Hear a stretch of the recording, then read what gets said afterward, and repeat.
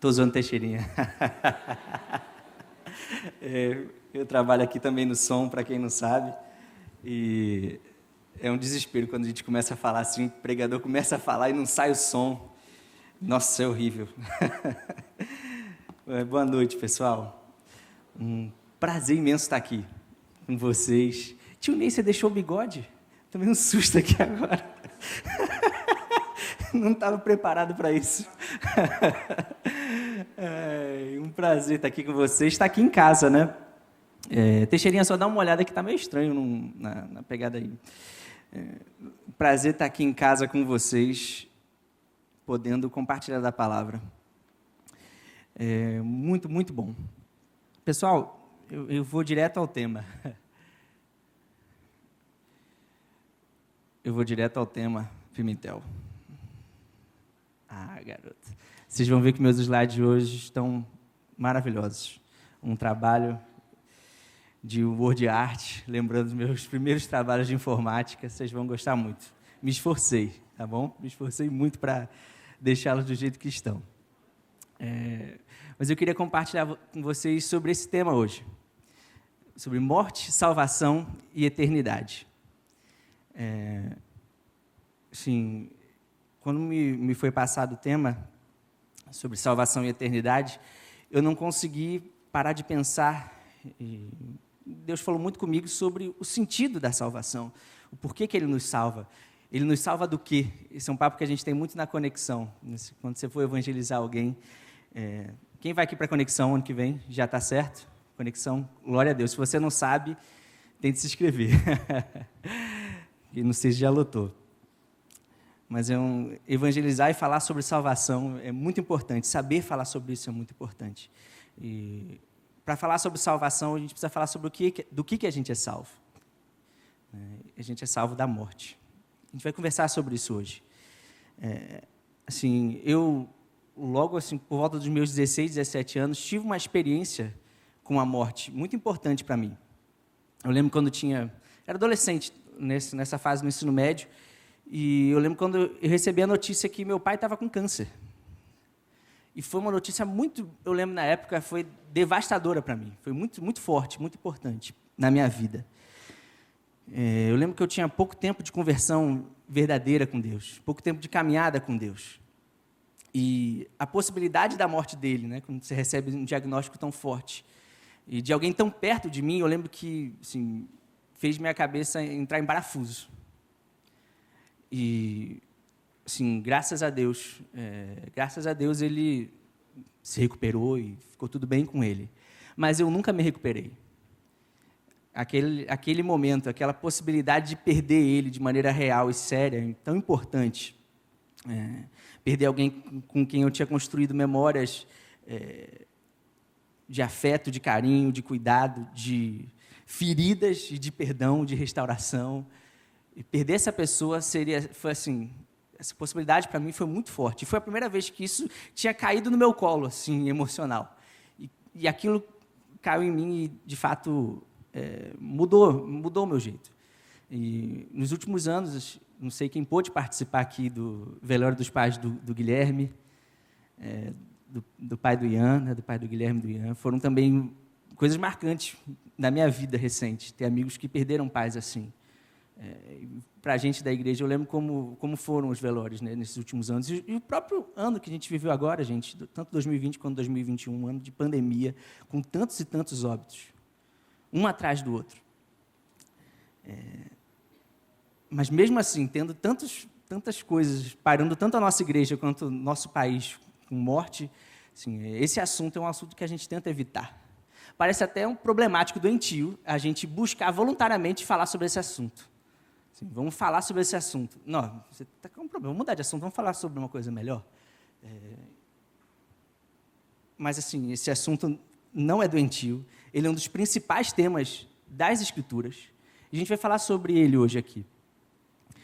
A Bíblia tem propostas muito, muito importantes, e eu sei que falar sobre esse tema para alguns de vocês é até difícil. Eu sei que para muitos aqui, só de falar nisso, já bate uma ansiedade, pensar, caraca, se meu pai morrer, e se minha mãe morrer, e se meu amigo morrer, e se minha irmã, se meu irmão, se meu namorado.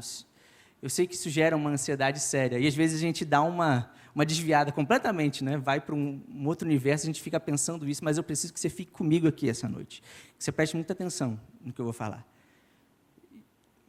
A gente vai abrir lá em Gênesis, no capítulo 1. A gente vai falar... Espera aí que vocês precisam olhar o meu slide. Passa aí. Calma lá. Calma. Vai falar sobre a criação. A gente vai começar falando sobre a criação. Deu trabalho fazer esse slide. Deu trabalho. Renata, no doutorado dela, nem conseguiu ainda. Nunca vi um desses, não, Renata? Na USP inteira não passa um assim. Aqui você vê. Gênesis no capítulo 1. Gênesis no capítulo 1, no versículo 27. Passagem conhecidíssima. Diz assim: criou Deus o homem, à sua imagem. A imagem de Deus o criou. Homem e mulher os criou. Deus os abençoou e lhes disse: sejam férteis e multipliquem-se, encham e subjuguem a terra. Dominem sobre os peixes do mar, sobre as aves do céu e sobre todos os animais que se movem pela terra. E disse Deus: eis que lhes dou todas as plantas que nascem em toda a terra e produzem sementes, e todas as árvores que dão frutos com sementes. Elas servirão de alimento para vocês. E dou todos os vegetais como alimento a tudo o que tem em si fôlego de vida.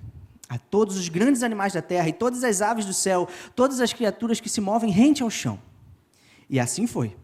E Deus viu que tudo o que havia feito, tudo tinha ficado muito bom. E passaram-se tarde e manhã, e esse foi o 6º dia. E logo depois, no 2,15, só desce um pouquinho, diz assim: o Senhor Deus colocou o homem no jardim do Éden, para cuidar dele e cultivá-lo. Esse relato é um relato logo no começo da Bíblia, quando a gente começa, né, a nossa leitura anual, que muitas vezes começam por Gênesis, e a gente lê isso todo ano. Todo ano. E esse relato é muito simples. E ele fala sobre como Deus criou todas as coisas e como tudo era muito ruim. Amém? Tem ninguém dormindo, glória a Deus. Todo mundo está acordado. Como tudo era bom. Tudo era muito bom. Ele criou a gente para ter uma relação com Ele e com toda a criação. Ele criou a gente para isso. Ele não criou a gente no meio do vácuo, Ele não criou a gente em Plutão, Ele criou a gente num planeta onde tinham muitos e muitos outros seres vivos com a gente. Ele criou a gente e vinha todas as tardes para habitar e se relacionar com a gente. Então, Deus criou a gente para se relacionar com Ele e com toda a criação. E nessa relação, o ser humano tinha uma posição muito, muito séria, muito importante, uma posição de domínio. Ele não ia ser um Zé Ninguém, ele não ia ser uma lacraia que ia passar debaixo de uma pedra lá. Deus colocou ele acima de toda a criação, para dominar sobre ela. Isso é muito importante. Deus criou a gente, repete comigo aí, com uma posição, e com uma disposição. Então, com uma e uma, isso é muito importante. Deus criou a gente com uma posição correta. Qual é a posição? De domínio. E com uma disposição também correta. Qual que era? De cuidar. De cuidar da criação. De zelar pela criação. De proteger a criação. Isso é muito importante. Deus cria a gente dentro de uma relação com uma posição e com uma disposição. Isso é muito importante. E Ele tem, dentro da relação com Deus, na sua vida, eu quero que você entenda isso hoje. Ele tem uma posição certa para você e uma disposição certa para você viver, dentro dessa relação com Ele. Muitas vezes a gente pode estar, presta muita atenção, na relação certa com Deus, mas numa posição errada, numa posição equivocada. A gente está começando uma relação com Deus, a gente está dentro dessa relação com Deus, mas nossa posição não está certa.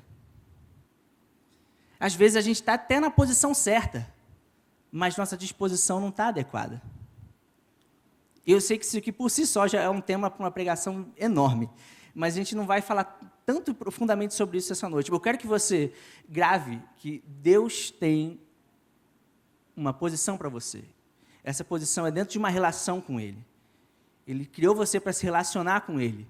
E a posição que Ele tem para você é de filho e de filha. E Ele te criou para ter uma disposição de serviço, de amor e de cuidado com toda a criação dEle.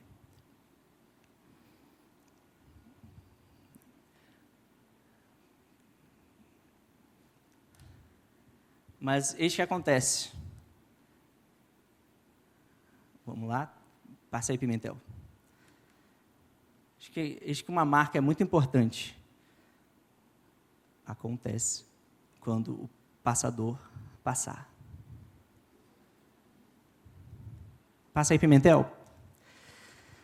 Acho que uma marca muito importante. Deus cria a gente, Ele cria a gente com um propósito, Ele cria a gente dentro de uma relação, Ele cria a gente com uma posição e com uma disposição. Mas acontece exatamente isso. Dá errado. Exatamente isso que acontece. Há uma queda.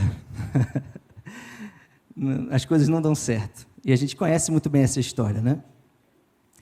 E Adão e Eva fazem o que a gente faz. Eles pecam, eles comem do fruto. E se vocês percebem... Aí, ó, queda. Aí volta. A queda. Deu trabalho, gente. Eu gosto de que a gente, quando a gente pode ficar assim nessa leveza, a gente está em casa. E é muito bom, gente. É muito bom poder estar aqui com vocês e falar sobre isso. Porque é um tema muito importante para a gente, né? A gente está aqui falando sobre morte, né? A gente está rindo. Mas daqui a pouco a gente não vai rir tanto, fique tranquilo. Quando a gente falar sobre a queda. Acontece que Adão e Eva pecaram. E eles fazem o que a gente faz, eles se afastam de Deus. Eles se afastam do Senhor. E, assim, como a gente leu lá em 2,15, Gênesis 2,15, olha só, vamos voltar para ele rapidinho. Diz assim, o Senhor Deus colocou o homem no jardim do Éden para cuidar dele e cultivá-lo. E o Senhor, no 16 diz, e o Senhor ordenou ao homem, coma livremente de qualquer árvore do jardim, mas não coma da árvore do conhecimento do bem e do mal, porque no dia em que dela comer, certamente você morrerá. Deus, logo de cara, traz o problema da morte para Adão e Eva. Ele introduz esse problema.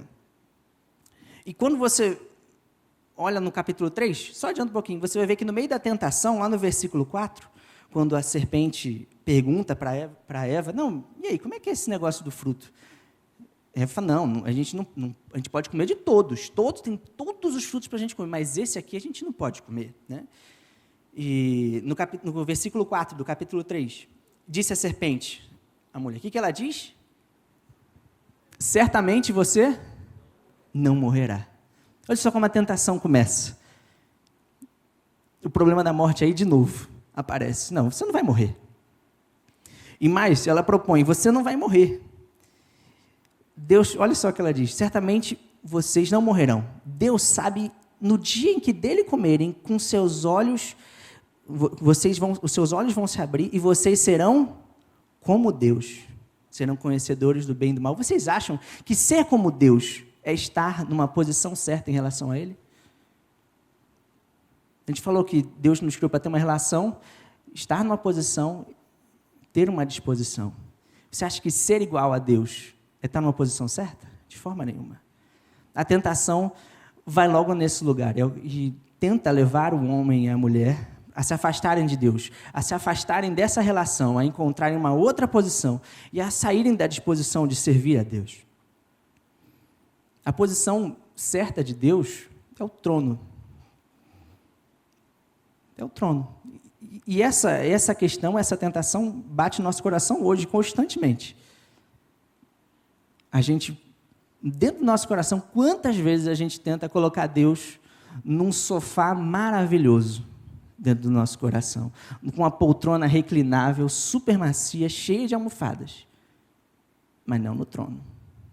A gente deixa um lugar muito bom para Ele, muito importante, muito especial. Gente, Deus é muito mais confortável. O trono é um negócio meio duro, mas o sofá, você vai ficar melhor. Deixa eu no trono, eu seguro essa barra. A tentação da serpente é essa. A tentação da serpente é levar Adão e Eva para longe da relação com Deus, para longe da posição deles com Deus. E no meio da tentação, Eva se deixa sair. Eva sai dessa posição, isso é muito importante. Quando a gente sai da nossa posição dentro da relação com Deus, quando eu e você saímos desse lugar, a nossa perspectiva fica diferente. Aquele fruto era o quê?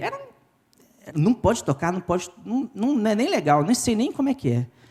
Mas, de repente, quando ela se afasta da relação com Deus, muda essa posição dela com Deus, ela começa a enxergar as coisas diferentes.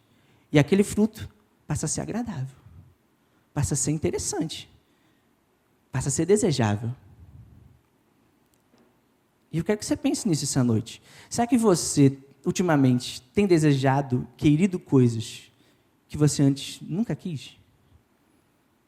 Coisas que antes para você pareciam tão ruins e hoje você já pensa, poxa, nem tanto. E será que isso não tem muito a ver com a sua posição com Deus hoje, a sua relação com Ele? Se você tem mudado a sua perspectiva para com as coisas à sua volta, justamente nesse momento que a sua relação com Deus, que a sua posição diante dEle tem ficado equivocada, meu irmão, minha irmã, toma cuidado. Toma cuidado. Os frutos, todos no jardim, que sempre bastaram para você e para ela, já não bastavam mais, ela precisava daquele outro. A gente já ouviu tantas vezes essa história, mas é importante a gente voltar aqui e falar sobre isso. Isso é muito sério, porque quando eles pecam e eles comem do fruto, e quando nós pecamos e comemos do fruto, nós somos desafiados a encarar a morte, como eles são. A serpente falou, não, vocês não vão morrer. Mas é exatamente o que acontece. Eles encaram a morte, e encaram a morte de uma maneira, assim, que eu quero falar com vocês sobre isso. A gente tem duas importantes formas de lidar com a morte aqui. Eu quero que vocês entendam, assim, a gente vai falar da morte a partir de agora de dois jeitos. A morte num sentido final, terminal, acontece uma vez só, você morre, ponto. E a morte num sentido de pequenas mortes, que a gente vive diariamente e que apontam para essa morte final. Pense, por exemplo, num atleta de alto nível que escolhe essa profissão. Ele, ao escolher ser atleta de alto nível, ele morre para diversas outras possíveis vidas. Ele vai ter que agora comer de determinada forma, dormir de determinada forma, se exercitar de determinada forma. Ele não vai poder ser e ter a vida que ele quer. Ele morreu. Ao assumir determinada identidade, ele morreu para outros. É nesse sentido de pequenas mortes que a gente quer falar aqui. E nessas mortes menores, pequenas, diárias, que a gente encontra os problemas existenciais mais sérios e que mais atravessam o nosso coração, que desafiam a gente. São essas mortes pequenas que muitas vezes trouxeram a gente aqui e que estão consumindo a nossa mente enquanto eu estou pregando, enquanto vocês estão voltando para casa, deitando, botando a cabeça no travesseiro. Essas pequenas mortes que vão consumir o nosso coração. Quando a gente sonha construir uma família e deseja tanto isso, e a gente não consegue nem manter um namoro direito. Não consegue nem ter, quanto mais manter. Quando a gente quer ter um filho e a gente nem não consegue engravidar. Quando a gente almeja uma profissão tão incrível, fala assim, eu quero ser isso. E cada vez que a gente vive, o tempo se passa e essa profissão se mostra mais e mais e mais distante. Quando a gente olha para o nosso corpo e no espelho e fala, caramba, eu não gosto disso daqui, eu não sou isso daqui, eu não quero ser isso daqui. Eu sou muito gordo, eu sou muito magro, eu sou muito alto. E constantemente essas ideias, essas imagens de mortes, a gente vai vivendo, vai experienciando a nossa vida. E essas mortes vão consumindo a gente diariamente. E essas pequenas mortes apontam para essa morte final. E por isso ninguém está rindo agora. Porque isso bate no nosso coração. E a gente experiencia isso. A gente vive isso na nossa vida. A gente sente essas mortes. A gente sente no nosso coração. Essas mortes, elas lembram que a gente é limitado. Elas lembram que a gente não pode ser tudo que a gente quer. Que a gente não pode ter aquilo que a gente quer. E Adão e Eva têm que começar a lidar com essa morte. Com essa morte final que eles vão ter e com essa morte na vida deles, no dia a dia. E eles podem, de alguma maneira, eu e você podemos imaginar, eles poderiam ter lidado com isso de maneira resignada e falar, agora já era, né? Já foi, pecamos, deu ruim. E às vezes a gente tem gente que lida com a morte final dessa maneira. Deixa a vida levar, um dia ela vai chegar e é isso aí. Tem gente que estuda lá na USP, na UFBA também, que pensa a morte de uma maneira intelectualizada, fala que, não sei vocês, estudantes de psicologia, eu já ouvi em história muitas vezes como a morte é uma construção social, o problema da morte, né? É uma construção social para você controlar a sociedade, até uma ideia religiosa, para incutir medo e controlar populações. A morte é isso. A morte nem é um problema em si. A gente que inventa um problema, porque a gente quer dominar. E a gente pode enfrentar a morte até de uma maneira heróica, e triunfante, vencer a morte, desafiar com bravura, ou tentar ir além. E todas essas tentativas de desafiar a morte, elas se aparentam em vão. Por quê? Porque, imagine Adão e Eva, eles comeram fruto. Eles estão no jardim, pegaram, morderam o fruto, se viram nus, se viram diante da morte. O que eles fazem? Deixa eu encontrar alguma solução aqui. Deixa eu encontrar alguma forma de me cobrir. O que eles falam? Eles saem correndo diante de Deus, eles fazem roupas de folhas para si e se escondem. Eles tentam apagar e esconder, muito mais do que a nudez deles, eles tentam apagar a angústia central do coração deles, o vazio que a morte apresentou para eles.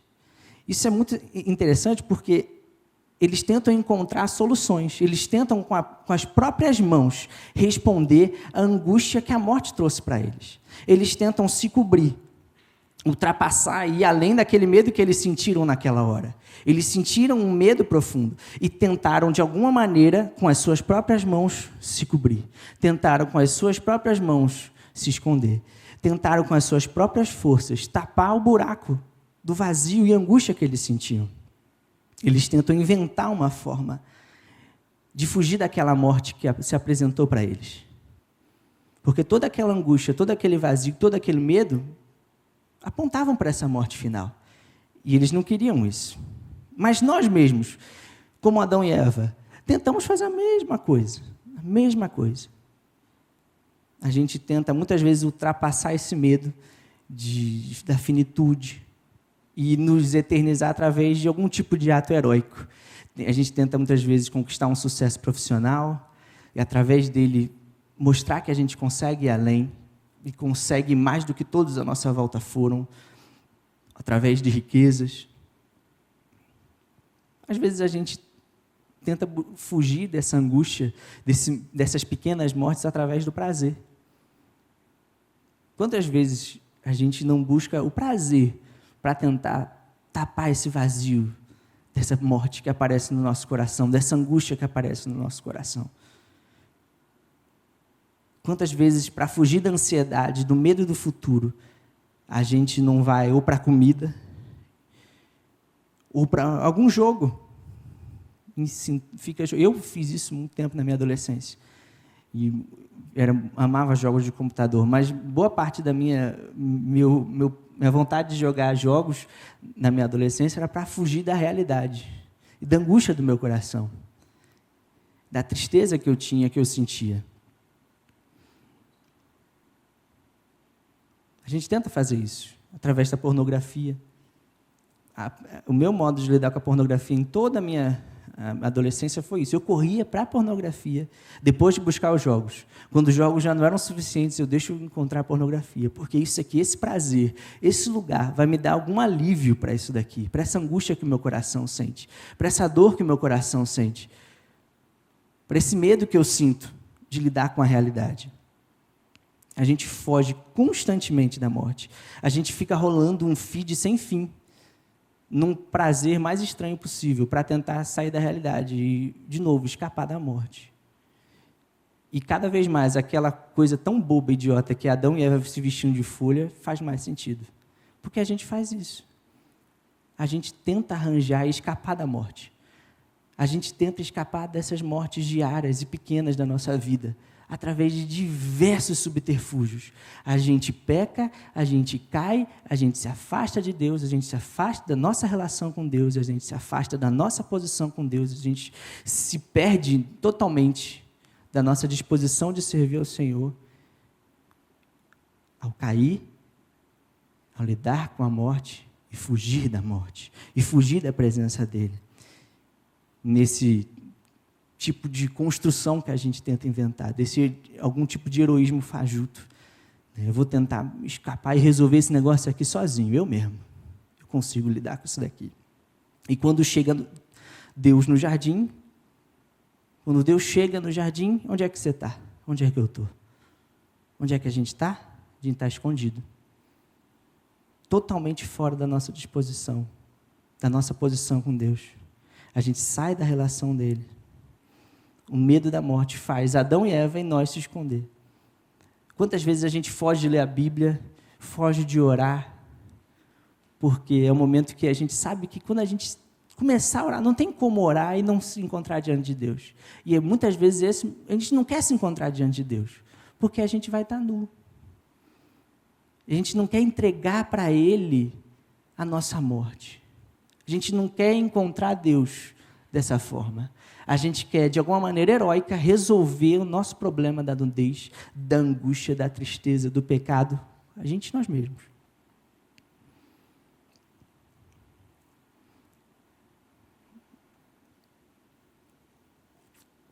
Deus, Ele não deixa a gente nesse lugar.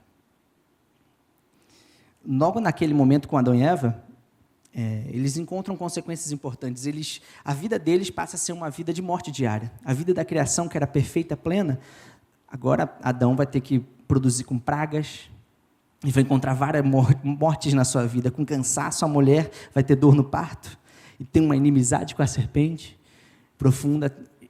As consequências são reais, importantes na vida deles. Mas Deus diz, vai vir um descendente da mulher, e ele vai solucionar esse problema. Mas ali, logo quando eles saem do Éden, quando Deus os expulsa do Éden, isso não está plenamente, perfeitamente solucionado. Logo depois de Gênesis 3, você vai lendo a história. A história da Bíblia, a partir de Gênesis 3, é a história do ser humano fugindo da morte. E Deus se aproximando, se encontrando com ele, nessa fuga. A fuga da morte vira um estilo de vida, vira uma sobrevivência. E a partir do medo da morte, do medo de encontrar com essa dor, tanto em nós, dentro de nós e fora de nós, a gente inventa um novo estilo de vida. A gente cria idolatrias. A gente pensa novos deuses, para que a gente tenha uma relação com eles e nessa relação a gente possa encontrar uma nova posição, uma posição mais confortável, que não incomode a gente tanto, que permita a gente encontrar paz. É isso que, por exemplo, os jogos eram para mim. E a pornografia era para mim. Era um ídolo. Eles são um ídolo. Várias coisas na nossa vida são um ídolo. A gente cria essa relação com eles, com a pornografia, por exemplo, porque na minha relação com a pornografia, pelo menos, eu estou numa posição de prazer, de conforto. Eu encontro ali. Isso são ídolos. A gente encontra e cria ídolos de diversas maneiras. O sucesso profissional, como a gente falou, poxa, nessa relação aqui eu encontro paz. E coisas que são boas, como o sucesso profissional, e que não são pecaminosas, como jogos ou qualquer coisa, se tornam ídolos, porque a gente tem medo de encarar a morte dentro de nós, à nossa volta, e a morte final. A gente, sem parar, inventa ídolos por causa de medo. Se você tem medo, se você sente medo, hoje, medo do seu futuro, se você sente isso, e você não levar isso, não encontrar Deus no meio desse medo, no meio dessa morte, você vai criar um ídolo para solucionar isso, para solucionar o seu problema do medo. Como você tem solucionado ele hoje? Você tem medo? Como é que você lida? O que você faz? Se essa solução do medo, da sua ansiedade, não está em Deus, não está encontrando a Deus, você fatalmente vai criar um ídolo, se não já criou, para solucionar, para apaziguar essa dor do seu coração. Abraão faz isso, ele tenta sobreviver. Logo depois, quando você vai ver, a história da Bíblia inteira, gente, de todos os personagens é assim. Abraão, logo depois, quando ele é chamado, em Gênesis capítulo 12, ele é chamado por Deus, vou te fazer uma bênção, todas as nações vão ser abençoadas em ti. Vai, cara, o Messias vai vir por você, show de bola. Ele sai, caminha e passa pelo Egito. Quando ele passa pelo Egito, ele fala, Sara, você é muito bonita. Pode ler no capítulo 12 de Gênesis, você lê essa história. Sara, você é muito bonita. Se eu passar aqui com você, a gente passar, e o pessoal ver você, eles vão me matar. Olha aí o medo da morte. Eles vão me matar e vão ficar com você. Sabe o que a gente vai fazer? A gente vai arranjar um jeito aqui. Vamos dizer que você é minha irmã. E Abraão inventa um jeito de solucionar o problema da morte. Como Adão e Eva inventaram uma roupa de folhas. Como eu e você inventamos um jeito de sanar e de sarar a nossa angústia, as nossas mortes diárias. Os hebreus fizeram a mesma coisa. A história toda é essa, gente. Se você passa por toda a história da Bíblia, a história é essa. E por quê? E porque, se assim, a gente tenta, essa tentativa de sobreviver, de fugir da morte, é evidente que ela é ruim. Assim, é óbvia. Parece, por que ele está falando tanto disso? Isso é muito óbvio, isso é muito simples. Por que ele precisa falar tanto sobre uma coisa que é tão obviamente ruim? Você olha para os hebreus. O que eles fizeram o tempo todo no deserto? Eles fizeram assim. O primeiro momento que eles encontraram a possibilidade da morte, a gente está com fome, possibilidade de morte. Ih, rapaz, não vamos ficar aqui não. Vamos para o Egito. Vamos solucionar esse problema aqui. A gente precisa sobreviver. A gente precisa arranjar um jeito. E a gente vai solucionar esse negócio aqui em casa. A gente precisa resolver esse problema que assola a gente aqui agora. Essa morte, essa fome.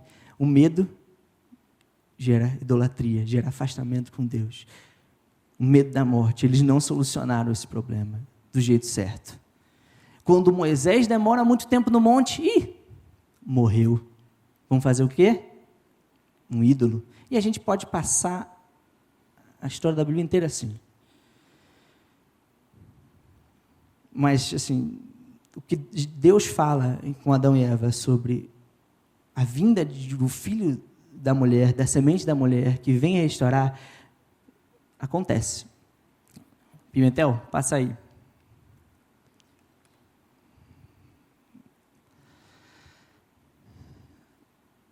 Deus promove a redenção. A gente falou sobre a criação, sobre a queda. A gente vai falar sobre a redenção, para a gente fechar e caminhar para o fim aqui. Tem uma frase que eu gosto muito. Huckmacher fala ela. E eu amo essa frase, porque ela sintetiza muita coisa em mim e no meu pensamento. A primeira vez que eu encontrei com ela, ela me ajudou muito a entender o significado do que a gente faz aqui hoje. Ele fala assim, parafraseando ele, Deus não vem em Cristo criar uma nova religião, nem para nos tornar cristãos. Ele vem nos tornar humanos, os humanos que Ele nos criou para ser desde o início. Eu amo essa frase, porque ele fala do sentido da redenção. Essa frase fala do sentido principal da redenção, aquele retiro que o pastor Heraldo pregou, não foi? Quem estava lá naquele retiro, que ele contou aquela história sobre o Daniel sujando a roupa no campo. Vocês estavam lá? Ninguém lembra da pregação. Levanta a mão aí, quem estava nesse retiro. E o pessoal não lembra. Foi um retiro muito marcante para mim, e acho que a galera estava atrás conversando. Não era crente ainda na época, não. Foi aquele que vocês converteram, né? Mas ele fala sobre isso. A gente fez um retiro todo só sobre isso, basicamente. Conversando sobre como o ato da redenção de Deus não foi para inventar nada novo, foi para voltar para o que ele já tinha criado, para a criação. A redenção é isso. Ele vem para reatar nossa relação com o Pai. Ele veio para colocar a gente de volta na posição e disposição corretas. Ele veio colocar a gente no lugar certo. Esse aqui é o trabalho da redenção. A gente pode chamar esse movimento de recolocar na posição de uma nova identidade, gente. A gente não precisa inventar um nome novo para isso. Uma identidade nova. Ele vem para dar a gente uma identidade de filhos de Deus. Colocar a gente na posição certa, dentro da relação com Ele. Dentro dessa nova disposição. E estar, de novo, nessa nova posição, quando Cristo morre e nos promove a salvação na cruz, quando Ele morre e ressuscita, Ele atrai a gente para Ele, Ele nos aproxima dEle. E nele, quando a gente se move para perto dEle, quando Ele nos atrai para Ele e tira a gente da nossa posição errada e equivocada, quando Ele atrai a gente, através do sacrifício, do sangue, da ressurreição dEle, a gente muda de posição. E aí, de novo, a nossa perspectiva é modificada. A nossa posição é modificada. E a gente pode enxergar as coisas de uma outra maneira. A gente pode enxergar e ressignificar a morte. Vocês já pararam para pensar nesse problema da morte? Todo o Antigo Testamento rolando essa treta. E Jesus vem e nos salva através da morte. Em Cristo, a gente ressignifica o sentido da morte. Em Cristo, o que era ruim, o que era penoso, o que era final e acabado, o que era danoso, se torna motivo da nossa alegria. Em Cristo, a gente pode encontrar satisfação na morte. Quando a gente olha lá em Mateus 3, no capítulo 3, você pode abrir com você, que essa passagem é muito importante. A gente olha no Mateus, no capítulo 3, fala sobre o batismo de Jesus, no versículo 13, e você vai ver que vai falando sobre como Jesus é batizado. Você pode ler a partir do versículo 13. Quando Jesus se achega, muita gente conhece essa passagem, ele é batizado por João Batista, e no versículo 17, então uma voz dos céus, o próprio Deus, disse: Este, Jesus, é meu Filho amado, em quem me comprazo, de quem me agrado. Ele ouve do céu, o próprio Jesus, a voz de Deus, do Deus o Pai, dizendo: você está na posição certa, você está no lugar certo, com a disposição certa, na relação certa. Eu me agrado disso, eu me agrado de você. E logo, se você virar a página, no meu precisa virar, no capítulo 4, tentação. E a tentação é o quê? De novo, é a morte. Ele, 40 dias no deserto, o Espírito leva ele se encontra com fome, possibilidade de morte. E Satanás fala: traz comida, sacia essa fome, resolve esse problema da morte, resolve logo, você pode.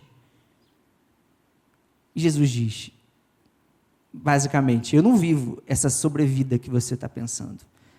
Eu estou com fome, eu sei disso, mas meu pai me trouxe aqui para jejuar, e eu vou fazer isso. Eu sei quem eu sou, eu sei a posição onde eu estou, eu sei o que eu preciso fazer. Eu não preciso solucionar os problemas do aqui e do agora pelas minhas próprias mãos. Eu sei a minha posição diante de Deus. E eu não vou tentar a Deus. Não vou tentar. E por que isso? O que é tentar a Deus, gente? Tentar ao Senhor é não saber o seu lugar na relação. Isso é muito importante. Tentar a Deus é não saber o seu lugar na relação. Tentar a Deus. Você já parou para pensar nisso? Quem tenta alguém é porque tem dúvidas para com aquela pessoa.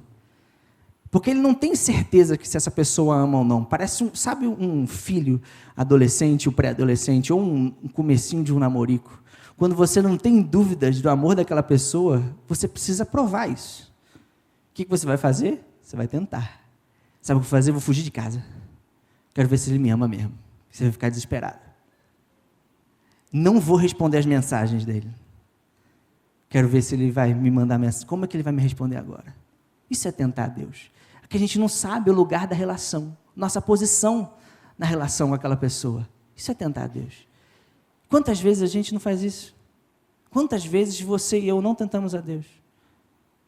Porque a gente está fora da nossa posição com Ele. A gente não sabe mais, a gente tenta provar através dos nossos parâmetros que Deus ama a gente quer ter essa certeza. Porque, caraca, o futuro, eu não sei, será que Deus preparou mesmo? Será que Deus organizou isso? Será que Deus ajeitou isso? Eu não sei, eu tenho que ter alguma prova. E às vezes tentar a Deus é ficar completamente parado na sua vida esperando uma revelação. Você já viu tentar a Deus de um jeito religioso? É isso. Às vezes você não vai parar de ter medo na sua vida até você falar, não, eu quero uma revelação. E uma revelação de Deus é uma bênção na sua vida. Mas tem gente que para toda a sua vida e tem medo do futuro e só vai encontrar essa satisfação, essa tranquilidade se tiver uma revelação. Deus pode não estar te dando uma revelação justamente por isso. Porque você está buscando essa revelação do jeito completamente errado. Você está buscando uma revelação, uma direção para a sua vida de um jeito pagão. De um jeito completamente errado. Você está tentando a Deus de um jeito religioso. Deus te criou para estar numa relação com Ele.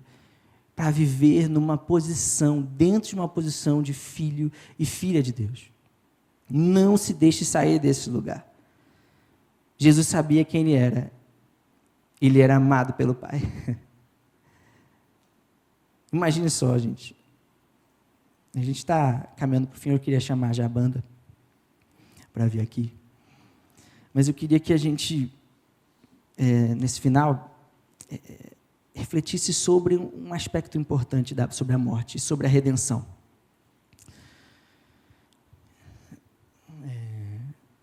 A gente pode tocar aquela mesma, está na ordem. Abre lá comigo em Hebreus, no capítulo 5, a gente vai finalizar com essa passagem. Capítulo 5, no versículo 8 e 9.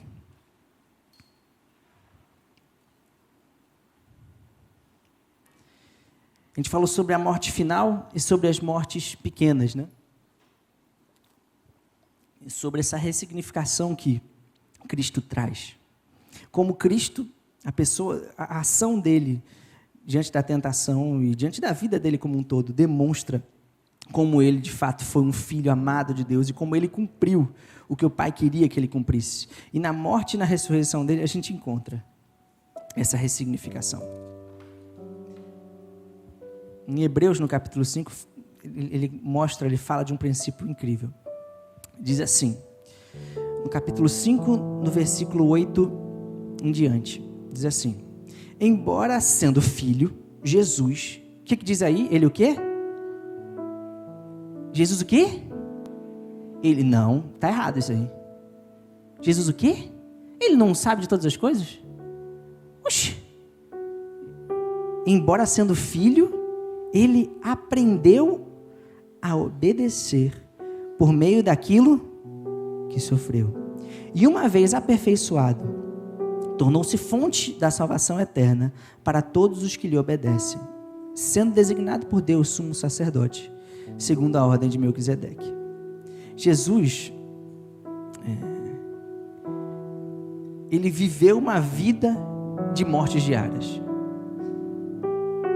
Em Cristo a gente encontra o paradigma, a metáfora, a imagem perfeita para alguém que lidou com a morte da maneira certa. Para alguém que lidou com essas mortes diárias e com essa morte final da maneira perfeita. Ele aprendeu a obediência pelo que ele padeceu, que ele sofreu, por aquelas pequenas mortes que ele viveu. Ele abriu mão da vida familiar dele. Não só de ter filhos e filhas, mas até dos irmãos e da mãe. Se lembra quando eles chegam aí, ó, mestre, os teus irmãos, tua mãe está aí para te tirar desse lugar. E fala assim: minha mãe, meus irmãos são aqueles que fazem a vontade do Senhor. Ele abriu mão de toda a vida profissional do franchise de carpintaria que ele podia abrir. Ele abriu mão de tudo. Ele entregou completamente. Isso é muito importante, porque ele só conseguiu chegar lá no final, no Getsemane. Se lembra do drama do Getsemane, do drama do quê? Da morte. E ele chega lá E ele fala, Deus, me livra disso daqui. Eu não quero provar a morte, mas seja feita tua vontade. Assim, do ponto de vista humano, a gente pode imaginar Jesus falando isso. Falar, cara, isso não vai ser bom, eu não quero provar isso. Jesus não era masoquista. Ele falou, eu estou querendo muito sofrer, sangrar e morrer. Não, eu falei assim, se possível, Deus, passa de mim, mas seja feita a tua vontade. Ele só chegou naquele momento e teve a capacidade de dizer isso, não é porque ele era filho de Deus, não é porque ele era uma pessoa muito boazinha. Ele só conseguiu dizer isso naquele momento porque ao longo da vida dele inteira ele aprendeu a lidar com a morte da maneira certa. E esse é um perigo que a gente enfrenta hoje. Como é que você tem lidado hoje com as pequenas mortes e dores na sua vida? Porque hoje, um desvio de 1 grau só, você fala, não, esse daqui, esse vício, esse pecado, eu não preciso lidar com ele agora, eu não preciso, esse daqui eu vou solucionar comigo mesmo. Essa angústia aqui, esse medo, essa ansiedade, isso aqui eu vou solucionar eu aqui, que eu sei lidar. Eu consigo botar uma folhazinha. E pode ser uma coisa pequena. Só desvia 1 grau da sua direção. Mas quando você vai chegar lá na frente, esse 1 grau que você escolheu não direcionar para Deus, essa morte que você decidiu não entregar para Deus, esse pecado, esse vício, esse 1 grauzinho só 1. Quando você chegar lá na frente e estiver diante de uma decisão importante, quando a morte mais importante, quando mortes reais e duras e sérias na sua vida, você chegar a encontrar, talvez você não esteja na posição certa diante de Deus. 1 grauzinho só aqui não é nada, mas 20 quilômetros depois, esse 1 grauzinho aqui te leva para uma posição completamente diferente. Por isso que a vida cristã é séria. A vida cristã é muito séria. Não é uma brincadeira, não é um negócio legal que a gente vai desfrutando de boa. Só deixa a vida levar a gente. A gente precisa entregar a nossa vida, o nosso coração para Deus. A gente precisa deixar Deus no trono. E a gente precisa entregar as nossas angústias, nossas dores, nossos medos, nossos pecados, vícios, receios, traumas para Ele. A gente não pode permanecer nossa vida cristã do mesmo jeito. Porque hoje está tudo bem, pode até estar, mas lá na frente você vai estar numa posição completamente errada. E você vai ver você vai muitas vezes se tornar um crente aí de 10, 15, 20 anos morto, duro, com uma disposição completamente errada. Você já não tem mais desejo de servir. Você já não tem a disposição certa de cuidado para com a criação de Deus, porque a sua posição já foi embora, só por causa desse 1 grauzinho, por causa de um vício, de um pecado que você, não, esse daqui tá, pô, Deus já fez coisa pra caramba, esse daqui já dá para ficar comigo. A salvação em Cristo, ele veio para pintar, ela vem para pintar toda a nossa vida e todo o sentido da nossa morte de uma maneira diferente. Ele traz a eternidade para hoje. Se você hoje entregar